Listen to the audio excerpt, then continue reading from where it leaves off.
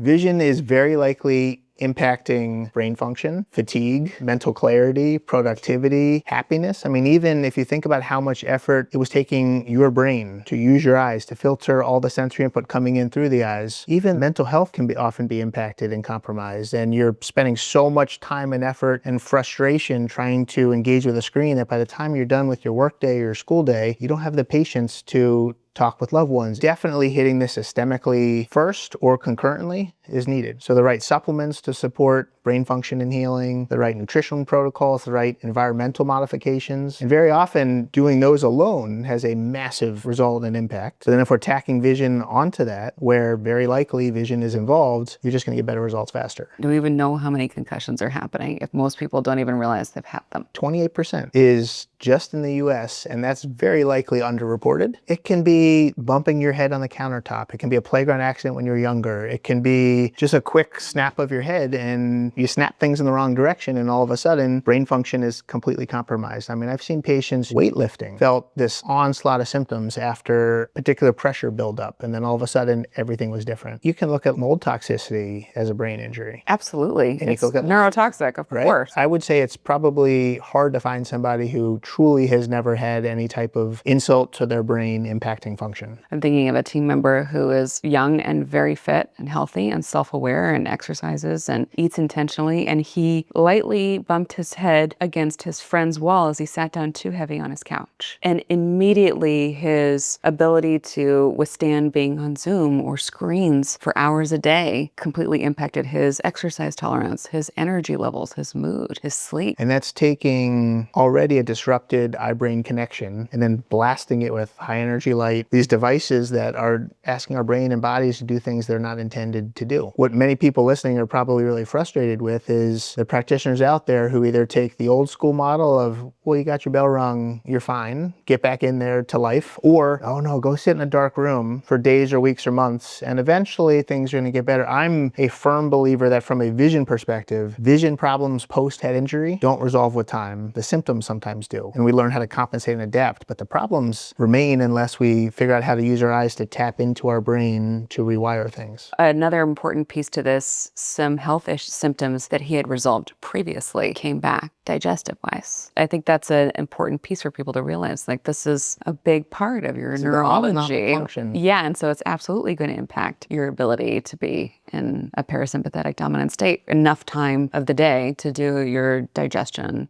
drainage, absolutely. Detox. And when you're in that fight or flight response, from a vision perspective, our pupils widen and we get locked in with tunnel vision. And then all of a sudden, literally World War III could be going on around you, but you don't even notice because you're so locked in, like you're looking through paper towel holders just to try and remain safe and get by. And that impacts driving, that impacts navigating through space, going up and down stairs, bumping into things. And then even when we're reading it on screens, I mean, that alone is creating stress to our bodies, and then we're becoming even more tunneled in. So our thinking, our attention, our behavior, and of course our vision just get locked up, and then doing that all day long embeds the problem and makes things that much more frustrating. It's a really big problem, really widespread. Everybody here is self-diagnosing as they're listening to this. What are 3 things that people can do at home right now to support themselves? Well, I think it starts with near visual stress and screen time, because everybody's involved with screen time. Average 8 to 10-year-old in America spends 6 hours a day on screens. The average adult spends 7 hours and 4 minutes a day. So number one, first thing we should all be doing is taking vision breaks. People have probably heard of the 20-20-20 rule. What that means is, if you haven't, we'll share what that is. It's at least every 20 minutes, taking a break at least for 20 seconds and looking at something at least 20 feet away. So disengaging, ideally getting up, tapping in, getting outside, getting some movement involved, getting natural sunlight, and resting and relaxing the visual system. Because when we're on screens, we mentioned things get locked up. I mean, if you were to squeeze your fists and hold them tightly for a few seconds, your hands start to hurt. But if you kind of let go and give breaks, you can do that for much longer. When we're on screens, our focusing system literally gets locked up. And the tension over time is what causes the headaches, the eye strain, the dizziness, the nausea, the light sensitivity that comes with screens. Step 2 would be ideally like do some sort of vision training that can help establish the foundation to thrive in this digital world. But not even just with digital devices. I mean, the visual demands of daily life are crazy, and they're so overwhelming and hard after head injury for everybody. And it's just a matter of, is it short term or is it long term and indefinite? And I mean, there's even simple eye exercises we could talk about that everybody could do every day or more days than not. Well, you can't say that and not do it. Show us at least one. All right, I'm going to show you a simple one that has massive, massive implications in terms of improvement if we actually do it. And kind of like exercise for your body, you got to do the right exercise to get better shape. So if you do the right vision exercises, that can help. So eye push-ups, and near far focus, we call them eye push-ups. So let's do it together. So cover up an eye. Okay. And then everything we're going to talk about, I want to make sure there's no equipment needed, so there's no excuses for why we can't do this. Yeah. Just stick your arm out. Okay. Look at your thumb. Oh, I'm already irritated. Hilarious. Okay. Slowly bring your thumb as close to you as you can until it gets a little blurry, and then stop and make it clear. And then once it gets a little blurry, stop, make it clear. So think about looking hard at it, stimulating the focusing system, kind of locking in that internal muscle. Your pupil will get smaller.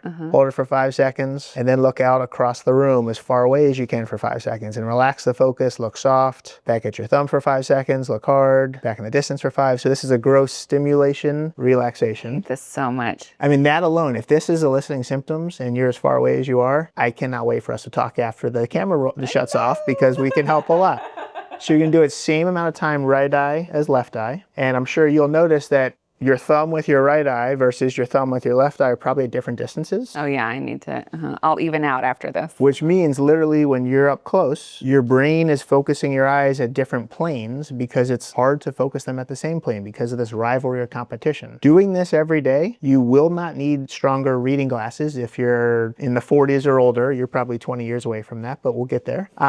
You'll also not need to likely change the prescription in your glasses because you're maintaining better flexibility and stamina of the inside muscles of the eyes responsible for clarity. And also you're going to be able to take in more space and have better rapport with space. So that's a simple thing. You could do it in the bathroom, at a stoplight, in between Zoom calls. 30 seconds per eye. You do that 30 seconds a day, even if you're moving it a millimeter closer in a week. That compounds with time. Millimeters turns to centimeters, centimeters turns to inches, and eventually you're able to hold things really close and make them clear and have flexibility with both eyes open, and then vision is guiding and leading rather than interfering. So that's a simple one. Can we do at least one more? One more fast one, yeah. Okay, fast one. Let's call these selfie eye movements. Okay. So you're going to use a mirror or selfie mode on your phone. Okay. Cover up an eye, flip the button so you can actually see your eye. Don't look away from your eye, and you're going to slowly turn your head left, slowly turn your head right. Oh, I'm irritated Up just and thinking down. about this. Diagonals, do circles, and that's tapping into the vestibular visual synergy that's needed and the vestibular ocular reflex. For most people, that's going to make them dizzy, nauseous, and uncomfortable. Oh, good. I feel better. That doesn't, most people with a head injury. If you haven't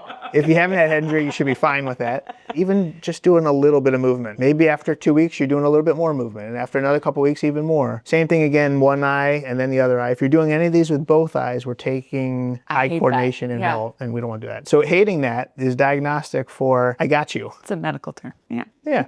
If just doing this is creating this reaction, I would imagine that end of the day, like you're done. And it's hard to even probably look at loved ones and engage because your visual system is just text. And I think even just taking your day and chunking it out is going to allow you to perform at a higher level for longer. But ultimately, let's rewire the brain and get the eye-brain connection to be solidified. And then you can go, and only stop when you want to, not because you have to.